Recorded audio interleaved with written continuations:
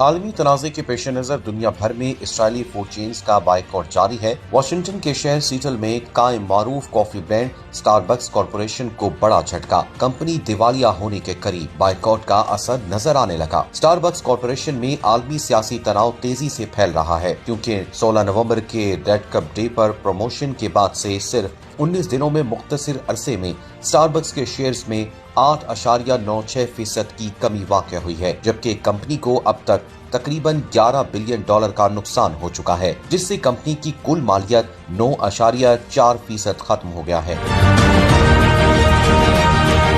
Washington میں شروع ہوئے اس سلسلے میں بہت بڑے لیول پر بائیکاٹ کیا جا رہا ہے۔ یہ بائیکاٹ عالمی سطح پر ناجائز قبضے کی مذمت کرتے ہوئے کیا گیا ہے۔ اس تاریخی بائیکاٹ کے بعد کمپنی کو قائم رہنے کے لیے بڑے چیلنجز کا سامنا ہے۔ 1971 میں واشنگٹن کے شہر سیٹل کی تاریخی پائی پلیس مارکیٹ ہی وہ جگہ ہے جہاں اسٹاربکس نے اپنا پہلا سٹور کھولا تھا۔ اسٹاربکس سے پہلے میک ڈونلڈ کو بھی اس بائیکاٹ سے بہت بڑا معاشی نقصان اٹھانا پڑا، جس کے بعد میک ڈونلڈ کمپنی نے اپنی پروڈکٹس کو 60% کم قیمت پر فروخت کرنا شروع کر دیا ہے۔